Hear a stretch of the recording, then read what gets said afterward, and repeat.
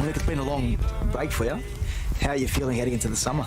It's actually been a lot of fun for me being home, just to be with my family, be with my friends and just kind of enjoy and slow down. Like the tennis tour is a bit of a blur sometimes. The last 6-7 years has gone pretty fast, but it's been awesome just being home. I feel healthy, and Australian Open just around the corner, and hopefully they get it going, and I'm really excited for it. Were you at a point, mate, where you thought you probably needed that anyway, regardless of whether COVID was coming? Yeah, 100%. I definitely was. I actually was seeing a psychologist before the ATP Cup this year, and I was thinking, maybe it's just time to just take a year off. Maybe just work on myself. Get to a place where I was just happy and doing other things. Be back in my community, be back in my home, and for me, it's definitely been a positive. This whole break. You got tattoos in the off season. Yeah. LeBron, Kobe. Emotions getting the better of Nick Kyrgios on the tennis court for the late and great Kobe Bryant. That was tough. I didn't even watch basketball that day, really. It was tough to, that was in the midst of the season. And then I had to go out and play, and I actually wanted to play in the Kobe jersey. I thought that would have been, pretty monumental. But, just walking out there, the energy, and that actually made it onto his tribute video as well. So that's something that's going to last forever. And, hopefully athletes can just continue to bring what he was trying to aspire to be. I remember you created headlines a few years ago when you said 27 absolute max done. You're not far away now. Do you still feel the same?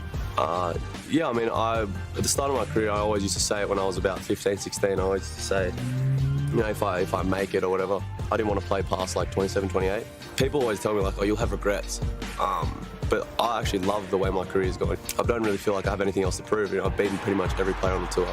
I just do it my own way. An unbelievable victory! But yeah, we'll see. There's always a question mark. I wouldn't say I'm putting a number on it at the moment. Your thoughts on the way tennis players are treated? Do you see any racial inequality through the tournament? I've definitely dealt with racism. I've dealt with it. One of our, most bright athletes told me to go back to where I came from. And I was like, I was born in Australia. I was raised here. I deal with racism all the time, and especially from tennis. It's an old white traditional sport. There's plenty of coloured athletes doing great in tennis at the moment. Naomi Osaka's #1 in the world. Joe Wilfried Songa, Monfils, Tiafoe, myself. I think it's a bit of a movement. Want to have a little bit of a game with you? Yep. Regret or do again throughout your career? Sit out the US Open this year. Do again. 100%. I would not trade this time I've had home for anything, really. Call Boris Becker a donut. Do it again. I'd do it again right now. Shanghai. The tank. Oh, I'd do it again. I'd do it again. Because I think that was one of the best, greatest tanks of all time. Actually, I'd do it again because it actually was a stepping stone to me becoming and managing my schedule better. See a sports psychologist? I regret that. I feel like I got myself, to be honest, out of what I was going through myself. So I wouldn't do that again. I regret that. What is the legacy you want to leave when you finish up? Obviously, I feel like I've been a pretty good tennis player. I feel like I've, played to a pretty good level. I want to be more remembered for the things I was doing off the court than on the court. Yeah. I think that's more important. Brilliant stuff. Michael Shemus one-on-one there with the one and only Nick Kyrgios. Let's bring in Nine commentator Sam Groth now, who is watching with interest as that interview went to air. G'day, Sam. Great to see you. As always, what did you make of what you heard from Nick? Yeah, well, good morning, everybody. And I think it's great to see that side of Nick. He's open, he's honest. He's had a chance this year to, I guess, reassess where he's at. And he is who he is. He owns what he does on the tennis court. And for that, we either love him or hate him, but I actually got a little bit of a smile out of that. It's great to see Nick showing his true personality. Absolutely. We always learn a little something when Nick, every time Nick speaks. Now, the good news is he'll be a big part of the Aussie Summer of Tennis, which is coming up very quickly. And the ATP Cup, the lead-up event, which was a huge success for the first time this year, ahead of the Australian Open. How does January look at this stage? Well, it's still a little bit of a mystery, isn't it? We're waiting for Craig Tyler and his team to make those announcements. There's still discussions going on with all the state premiers as to what the ATP Cup or what the whole schedule is going to look like. We got a little bit of a sneak peek from the WTA side. They actually released a calendar this week that included a couple of weeks post-Aussie Open, so maybe a little extension to the tour. But, of course, we still have that contingency plan down here that there's that possibility that the whole month of tennis gets played here in Melbourne. Sam, I just want to go back to Nick for a moment. He talked about having this year off and that it could revitalise him.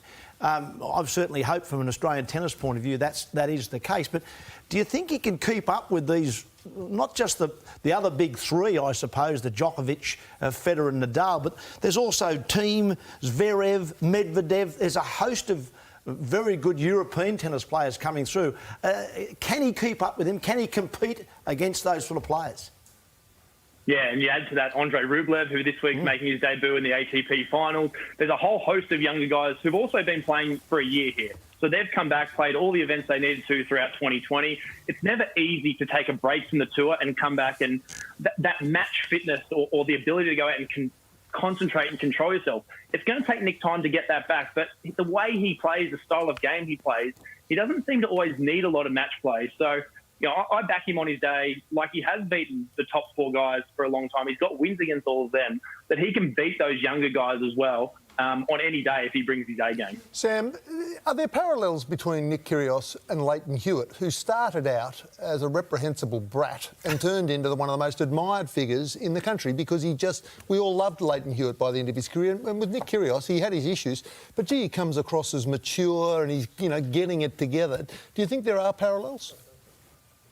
There's certainly some. I think we've all gotten behind Nick with the way he's embraced some of the social sides, so the way he got behind the bushfire crisis, the way he's been a voice of racism, like you mentioned in that interview. The only thing Lleyton did is he was the youngest world #1 ever and had 2 Grand Slams by the time he was 21 years of age. So Nick's got a little catching up to do in terms of winning Grand Slam titles. But you look at the way you mentioned it, Lleyton went out. I mean, everybody loved Lleyton Hewitt and the fire that he showed. You know, sometimes as an 18-year-old, you're brash, and as a 30-year-old, you're a competitor. So it's always how everyone perceives the behaviour that you're producing as well. Sam, back to the tennis for the next 12 months. Of course, after the Australian Open, we've got the French Open, we've got Wimbledon. 9 have picked up the rights. Have you packed your bags for your junket yet? It's exciting times, isn't it? It's so good for us here at 9, obviously, to be able to bring everybody world-class tennis. But for the Australian tennis fan and for the sports fan in general, for 9 to be the home of, well, 3 of the 4 Grand Slams now. We've got 1 to go until we have the whole set. But I think it's great news for everybody here at 9 and great for everyone in Australia. And I tell you what, May's going to get very, very busy for me. French Open and, yeah, a little bit of other stuff heading my way, that's for sure. Certainly right, Sam. You might have to make a Virat Kohli type decision here about your commitments to being a 9 tennis commentator for those big events, because you are due a big congratulations today to you and Brits. It's not 1, but 2 new members of the Groth family coming your way. Oh. Yeah, no, we're pumped. So twins coming in May next year. So brilliant news for us. We had to stay busy in lockdown somehow down here in Melbourne for the last few months, and it's produced a miracle for us. We couldn't be more over the moon about it. That's well done. They call it in the trade love all. Oh, nice one, Fitzy. That's your best dad joke Sam. today. We'll see you very soon. Perfect time to go on tour. Thanks, everyone. Congrats, Appreciate it. Sam. Mark? Jeez. He's going to be busy.